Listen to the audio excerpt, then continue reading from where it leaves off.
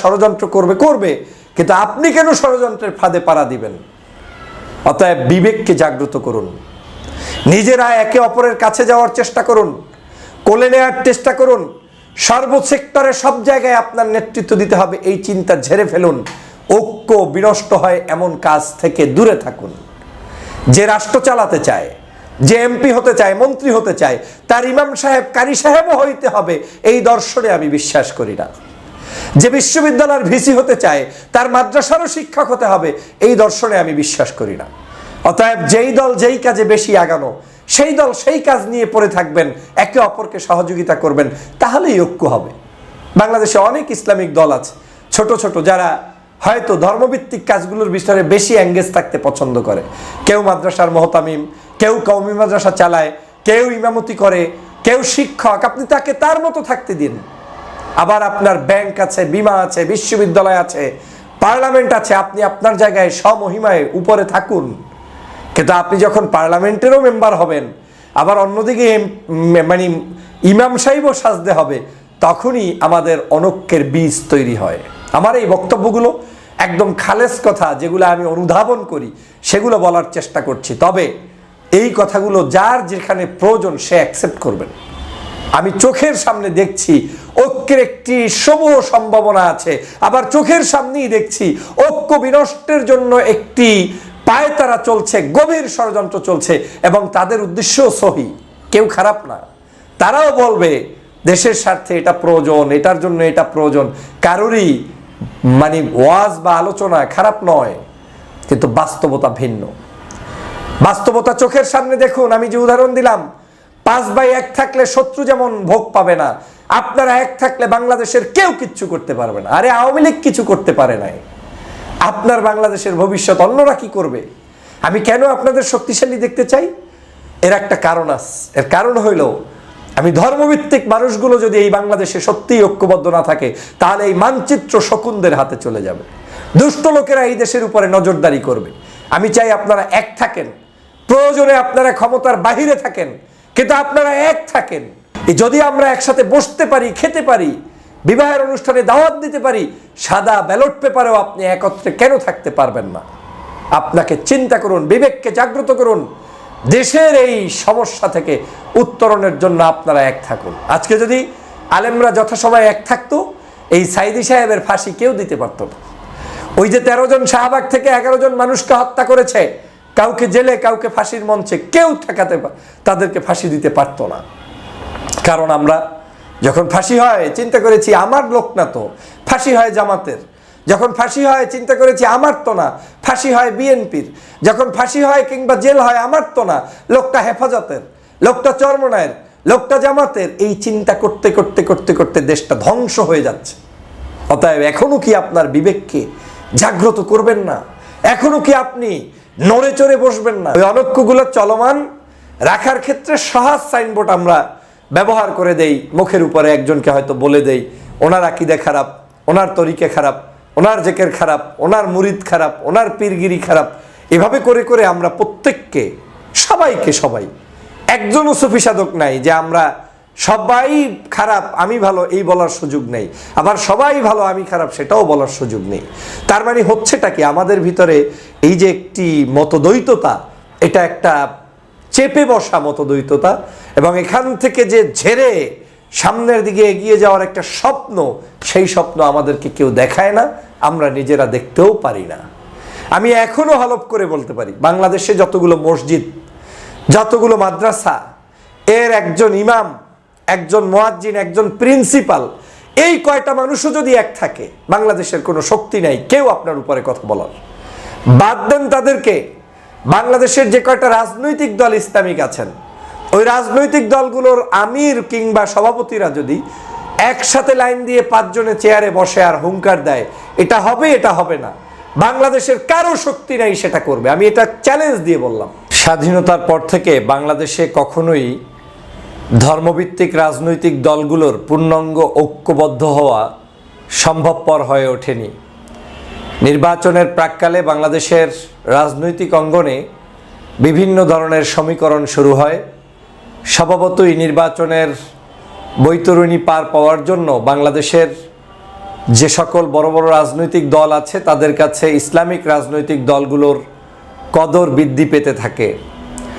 যদিও বাংলাদেশি ইসলামপন্থী নাগরিকরা সবসময় অবহেলিত, ধর্মীয় মূল্যবোধের সংগঠনগুলোকে বাংলাদেশের রাষ্ট্র কাঠামোতে আনতে চায় না অনেকেই।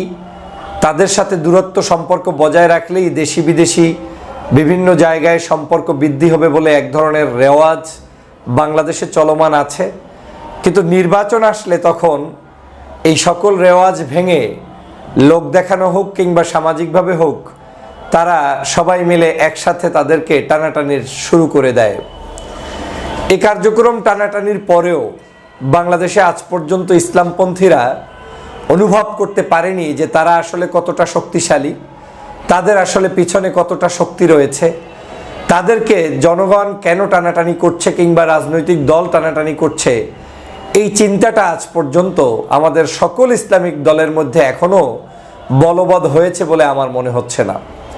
যদি বলবৎই থাকতো তাহলে বাংলাদেশের জাতীয় ইস্যুতে যদি আজকের ইসলামপন্থী সকল রাজনৈতিক সংগঠনের নেতৃবৃন্দ এক এবং অভিন্ন থেকে ঐক্যবদ্ধ থাকতে পারত, তাহলে বাংলাদেশের যে কোনো শক্তি ইসলামপ্রিয় জনতার ধর্মভিত্তিক রাজনৈতিক দলগুলোর বিন্দুমাত্র ক্ষতিসাধন তো দূরের কথা, তাদের ব্যাপারে টুটা শব্দ পর্যন্ত উচ্চারণ করতে পারতো না।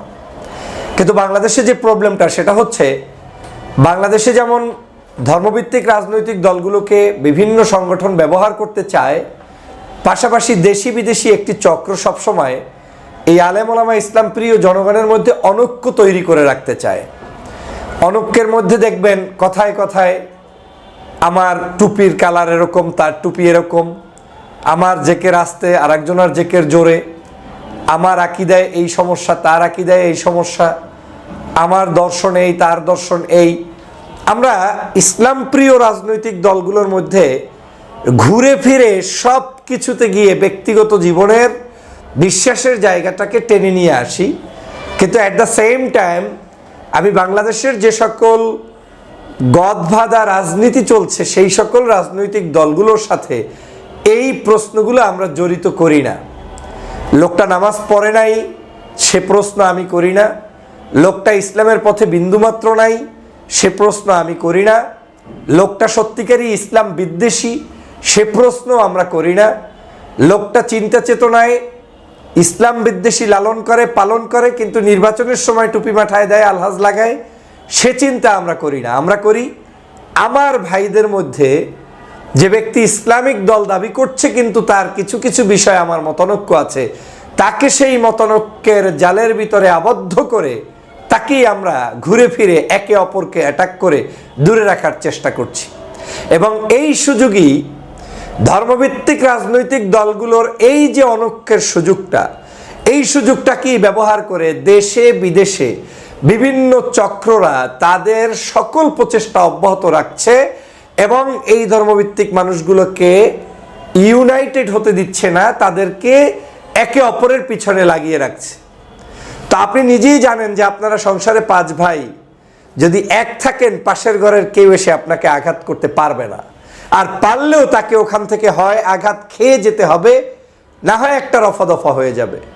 আর যখন 5 ভাই 5 ভাইকে নিয়ে ব্যস্ত থাকবেন, পাশের বাড়ির দুষ্ট লোকটা আপনার উপরে আক্রমণ করবে, আপনারা পরাস্ত হবেন। আজকে এক ভাই হবে, কালকে আর এক ভাই হবে, পরশু আর এক ভাই হবে, এভাবে করে 5 ভাই ধ্বংস হয়ে যাবেন। বাংলাদেশের প্রেক্ষাপটে যেটা হয়েছে, এদেশের আলেমরা সর্ব অবস্থায় নির্যাতিত, সর্ব অবস্থায় কেউ না কেউ, আজকে অমুকে কালকে আর একজনে, আজকে আপনার সুদিন আর একদিন আর একজনের কুদিন, যেদিন তার কুদিন সেদিন আপনার সুদিন, যেদিন তার সুদিন সেদিন তার কুদিন। তো লাভ কি হচ্ছে? আলটিমেটলি সর্বসময়ই আলেমদের এই শ্রেণীটা, ধর্মভিত্তিক দলগুলোর মানুষগুলো কারো না কারো কাছে নিষ্পেষিত, নির্যাতিত, নিপীড়িত এবং তারা ডিস্ট্রয় হয়ে যাচ্ছে দিন দিন। আজকে যদি আমরা উদারতার জায়গায় এটা সেট করতে পারতাম যে বাংলাদেশের বড় বড় রাজনৈতিক দলগুলোর মার্কা, একজনের মার্কা নৌকা, একজনের মার্কা ধানের শীষ, এই একই মার্কার মতো বাংলাদেশের আমার কাছে আরেকটা মার্কা, সেটা ধর্মভিত্তিক যে রাজনৈতিক দলগুলো আছে তাদের কোনো মার্কা, অন্য কোনো মার্কা, এটাকে যদি মার্কা বেইজেও আমরা নিয়ে আসতে পারতাম, তাহলেও আমাদের ইউনিটিটা খুব দ্রুত হয়ে যেত। যে আমি তো কাউকে না কাউকে ভোট দেই, তো যে লোকটা আদৌ ধর্মই পালন করে না তাকেও আমরা অনেক সময় ভোট দিয়ে বসি, আর যে লোকটার মধ্যে ধর্মের কিছু ভুল টুল আপনার দৃষ্টিতে আমার দৃষ্টিতে আছে তাকে আমি ওই কারণে দূরে ঠেলে রাখি, এটা তো তার উপর ওয়ান কাইন্ড অফ জুলুম হয়ে যাচ্ছে। এবং ইউনিটির ক্ষেত্রে আমি কাজ করতে গিয়ে এই জিনিসগুলো অনুধাবন করতে সক্ষম হয়েছি যে আমাদের ভিতরে বৃহত্তর মানসিকতা না থাকার কারণে, আমরা একে অপরকে কাছে টানার মানসিকতা না থাকার কারণে, ছাড় দেওয়ার মানসিকতা না থাকার কারণে এবং সিমিলার বিলিফ করি বিধায় ওই জায়গাগুলোতে আমার আধিপত্যকে বিস্তারিত করতে আমি চাই বিধায় সেই জায়গায় অন্য কিছু উঠুক সেটা না চাওয়ার কারণে এই অনৈক্যগুলো এখন চলমান রয়েছে। কিন্তু ওই অনৈক্যগুলো চলমান রাখার ক্ষেত্রে সহজ সাইনবোর্ড আমরা ব্যবহার করে দেই, মুখের উপরে একজনকে হয়তো বলে দেই ওনার আকীদা খারাপ, ওনার তরিকা খারাপ, ওনার জেকের খারাপ, ওনার মুরিদ খারাপ, ওনার পীরগিরি খারাপ, এভাবে করে করে আমরা প্রত্যেককে সবাই একজনও সুফি সাধক নাই যে আমরা সবাই খারাপ আমি ভালো এই বলার সুযোগ নেই, আবার সবাই ভালো আমি খারাপ সেটাও বলার সুযোগ নেই। তার মানে হচ্ছেটা কি, আমাদের ভিতরে এই যে একটি মতদ্বৈততা, এটা একটা চেপে বসা মতদ্বৈততা এবং এখান থেকে যে ঝেড়ে সামনের দিকে এগিয়ে যাওয়ার একটা স্বপ্ন, সেই স্বপ্ন আমাদেরকে কেউ দেখায় না, আমরা নিজেরা দেখতেও পারি না। আমি এখনো হলফ করে বলতে পারি বাংলাদেশে যতগুলো মসজিদ, যতগুলো মাদ্রাসা, এর একজন ইমাম, একজন মুয়াজ্জিন, একজন প্রিন্সিপাল, এই কয়টা মানুষও যদি এক থাকে বাংলাদেশের কোনো শক্তি নাই কেউ আপনার উপরে কথা বলার। বাদ দেন তাদেরকে, বাংলাদেশের যে কয়টা রাজনৈতিক দল ইসলামিক আছেন ওই রাজনৈতিক দলগুলোর আমির কিংবা সভাপতিরা যদি একসাথে লাইন দিয়ে 5 জনে চেয়ারে বসে আর হুঙ্কার দেয় এটা হবে এটা হবে না, বাংলাদেশের কারো শক্তি নাই সেটা করবে, আমি এটা চ্যালেঞ্জ দিয়ে বললাম। কিন্তু হ্যাঁ, আপনার এই হুঙ্কার কাজ তখনই হবে না আপনি সোহরাওয়ার্দীতে হুঙ্কার দিলেন, আর একজনে প্রেস ক্লাবে বসে হুঙ্কার দিলেন, আর একজনে শাহবাগে বসে হুঙ্কার দিলেন। এই হুঙ্কারগুলো যখন 3টি জায়গায় বসে দিচ্ছেন, ওরা জানে যে এই 3 জনের সাথে এক নাই, একজন না একজনের বিরোধিতা আর একজনে করবে, অতএব কারোটাই যদি আমরা না শুনি কিচ্ছু যায় আসে না, ওরা ওদের নিজেদের মধ্যেই দ্বন্দ্বে লিপ্ত থাকবে। আর এই কারণেই আজকের আলেম সমাজের এই মতবিরোধের কারণে দেশে আমি মনে করি এই আলেম সমাজের পার্টিগুলোকে প্রত্যেকেই ব্যবহার করার চেষ্টা করছে। দেখেন একটু, আজকে আমি আপনার পক্ষে একটু ওয়াজ করে দিব, সাথে সাথে আপনাকে নিয়ে অ্যাপ্রিসিয়েট ফেসবুকে বন্যা বসে যাবে। আমি আপনার পক্ষে না, একটু নিউট্রাল কিছু কথা বলতে গিয়েছি যেটা আপনার পিছনে বেঁধেছে, গাড়ে বেঁধেছে, গায়ে পড়েছে, সাথে সাথে আমি কিন্তু আপনাকে তুলোধনা করতে ভুলছি না। এবং আপনার পক্ষে না বলার কারণে আমি ভিন্ন মতাদর্শের আমার মাইক টেনে নেওয়া হচ্ছে, মাহফিল করতে দেওয়া হচ্ছে না।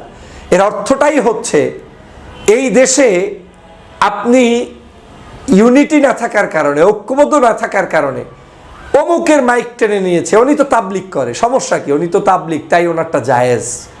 অমুকের মাইক বন্ধ হয়েছে, উনি তো পীর সাহেবের মুরিদ, ওনার মাইক বন্ধ হয়েছে, তাতে আমার কি, এই যে আমার কি। অনেকে রাস্তায় মাইর খেয়েছে, লোকটা তো জামাত করে, এ তো মৌদুদি বাদ, এ তো খারেজি হয়ে গেছে, এ তো শেষ, তার সাথে আমার কাজটা কি। এই যে তাকে আপনার মারাটা জায়েজ করে দিলেন, পীর সাহেবের বিরুদ্ধে রুচ্ছকচ্ছা রটিয়ে তাকে মুরিদগিরি করা বন্ধ করে দিলেন, এদিকে তাবলিগের কাজকে হারাম মনে করে অনেকে যাওয়া বন্ধ করে দিলেন। এই না যাওয়ার কারণগুলোকে অ্যানালাইসিস করে আপনার বিরোধী শক্তিগুলো সব লিপিবদ্ধ করে বাংলাদেশে আপনাদেরকে এক টেবিলে বসতে দিচ্ছে না, দিবে না, দিচ্ছে না। এখন তাহলে উপায় কি? আমি বাংলাদেশের বর্তমান সময়ের এই ধর্মভিত্তিক মানুষদের বিভিন্ন কাজে উৎসাহ বোধ করি। মাহফিলগুলো, ইফতার মাহফিলগুলো দেখলে মনে হচ্ছে যে না, একে অপরের খুব কাছাকাছি আসছে, খুব কাছাকাছি আসছে মনে হচ্ছে, কিন্তু আসার পরেও কেমন জানি চুম্বুকটা আবার একটু দূরত্বে অবস্থান করছে। ভয়ানক সংকেত দিচ্ছি, যদি আজও এই ইসলামপন্থী রাজনৈতিক প্ল্যাটফর্মগুলো আপনি যার সাথেই ঐক্য করেন, ঐক্য আপনাকে করতেই হবে, ঐক্য আপনাকে করে ঐক্যবদ্ধ থেকে আপনি তারপরে রাষ্ট্রের যে কোনো বড় রাজনৈতিক সংগঠনগুলোকে থ্রেট দিতে পারবেন, ঐক্য করতে পারবেন, তাদের সাথে বসতে পারবেন। কিন্তু যতদিন পর্যন্ত আপনারা এক না হতে পারবেন, আপনাদের মূল্যায়ন কোথাও হবে না, কোথাও হবে না। হ্যাঁ, কয়েকদিনের ইফতার মাহফিলে, কয়েকদিনের আলোচনা সভায় যদি আমাদের দেশের আদর্শ পরিবর্তন হয়ে যেত, তাহলে এই দেশ বহু আগেই পরিবর্তন হয়ে যেত। আমি এখনো বলছি, নির্বাচনের বছর চলছে, আগামীর বছরে দেখবেন এই এখন যে উচ্ছ্বাস, নির্বাচনের পরের বছরে এই উচ্ছ্বাসটাও থাকবে না। এখন তো অনেকে ডেকে ইফতার করায়, ভালোবাসে, কয়েকদিন পর সেটা পাবেন না। এটা বাস্তবতা, এটা বাংলাদেশ। আমার এই সত্য কথাগুলো তিতা লাগবে অনেকের কাছে, কিন্তু একটু গবেষণা করে দেখবেন।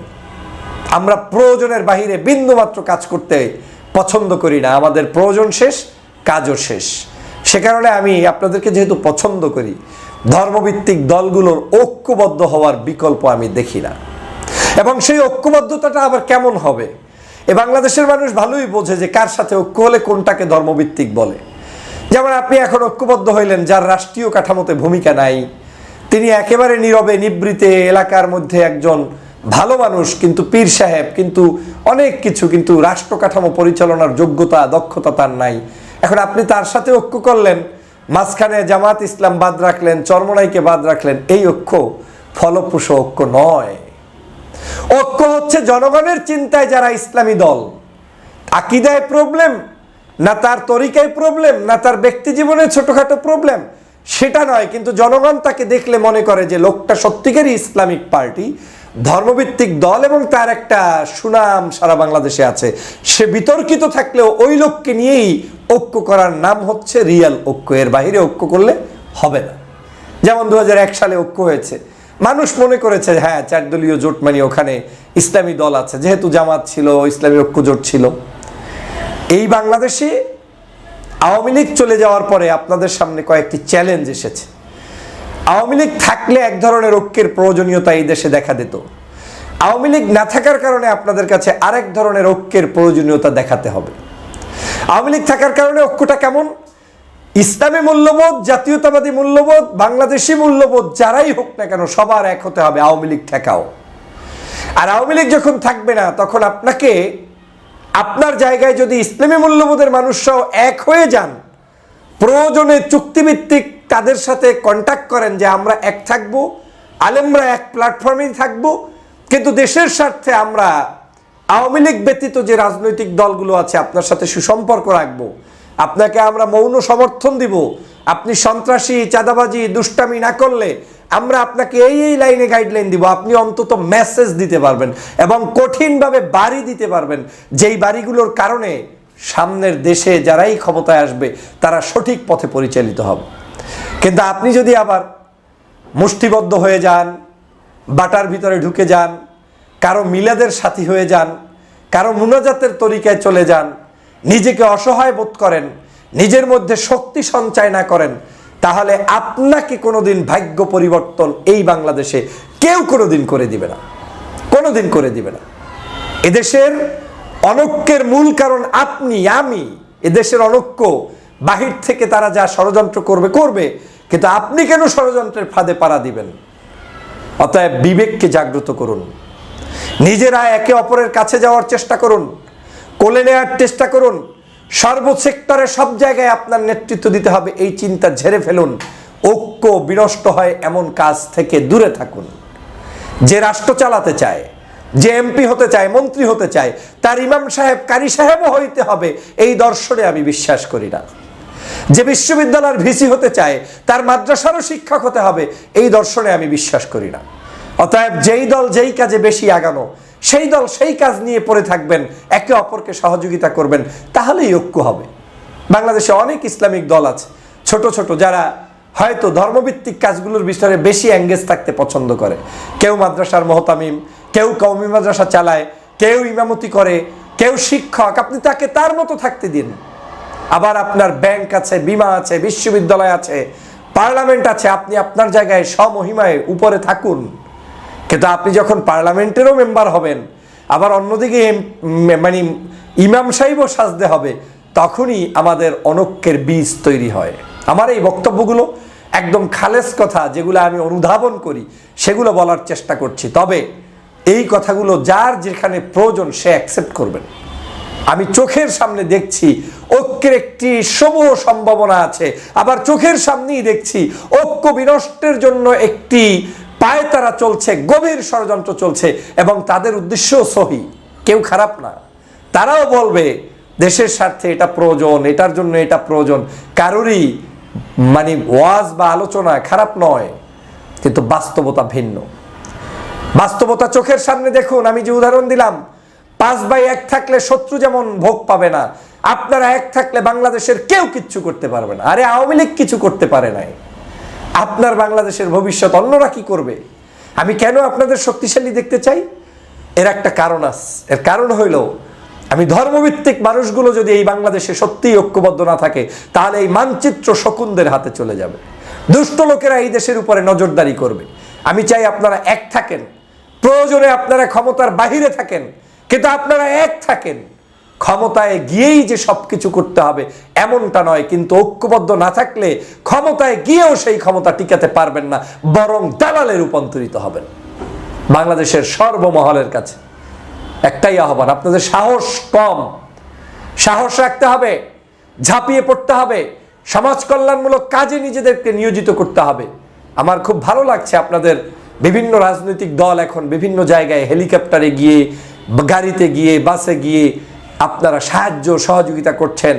এক দল আর এক দল ইফতারের মাহফিলে যাচ্ছেন, এটা খুবই গুরুত্বপূর্ণ ছিল। যদি আমরা একসাথে বসতে পারি, খেতে পারি, বিবাহের অনুষ্ঠানে দাওয়াত দিতে পারি, সাদা ব্যালট পেপারেও আপনি একত্রে কেন থাকতে পারবেন না? আপনাকে চিন্তা করুন, বিবেককে জাগ্রত করুন, দেশের এই সমস্যা থেকে উত্তরণের জন্য আপনারা এক থাকুন। আজকে যদি আলেমরা যথাসময়ে এক থাকতো, এই সাইদি সাহেবের ফাঁসি কেউ দিতে পারত না। ওই যে 13 জন শাহবাগ থেকে 11 জন মানুষকে হত্যা করেছে, কাউকে জেলে, কাউকে ফাঁসির মঞ্চে, কেউ তাদেরকে ফাঁসি দিতে পারতো না। কারণ আমরা যখন ফাঁসি হয় চিন্তা করেছি আমার লোক না, তো ফাঁসি হয় জামাতের। যখন ফাঁসি হয় চিন্তা করেছি আমার তো না, ফাঁসি হয় বিএনপির। যখন ফাঁসি হয় কিংবা জেল হয় আমার তো না, লোকটা হেফাজতের, লোকটা চরমনায়ের, লোকটা জামাতের। এই চিন্তা করতে করতে করতে করতে দেশটা ধ্বংস হয়ে যাচ্ছে। অতএব এখনো কি আপনার বিবেককে জাগ্রত করবেন না? এখনো কি আপনি নড়ে চড়ে বসবেন না? এখনো কি আপনি দেশ রক্ষায় এগিয়ে আসবেন না? কবে আসবেন? কখন ঘুম ভাঙবে? আপনি নির্বাচনী এলাকায় একজন হিন্দু প্রার্থী থাকলেও আপনি কিন্তু ভোট দেন, তখন কিন্তু চিন্তা করেন না লোকটা কি। এত কিছু খোঁচাখুচির এখন সময় নেই। অন্তত পক্ষে আমরা এই যে মসজিদগুলায় নামাজ পড়ি, ইমাম কোন দল কোন মত করে দেখতে যাই না, আমরা নামাজ কিন্তু পড়ি, সব চালাই। খালি ভোটটার সময় কেমন জানি আমার ঐক্য হইতে এত কষ্ট। এর মূল কারণ কি জানেন? হৃদয়ের ভিতরে একটা অহংকার বোধ। আমি ছাড়তেই চাই না, আমাকেই কঠোর মনে করি, আমাকেই মনে করি যে আমি সঠিক, অথচ পৃথিবীর সব মানুষের মধ্য থেকেই যে জ্ঞান আহরণ করা আমার দরকার, সেই বিবেক আমার নেই। এই জাহিলিয়াত থেকে আমাদেরকে বের হয়ে আসতে হবে। আমাদেরকে সংগ্রামী চিন্তায় নিজেদেরকে নিয়োজিত করতে হবে, বিবেককে জাগ্রত করতে হবে। হীন স্বার্থে আমি কি পেলাম না, সেই কারণে জাতীয় ঐক্য বিনষ্ট হয়, এমন কাজ করা যাবে না। ধর্মভিত্তিক মানুষগুলোর ঐক্য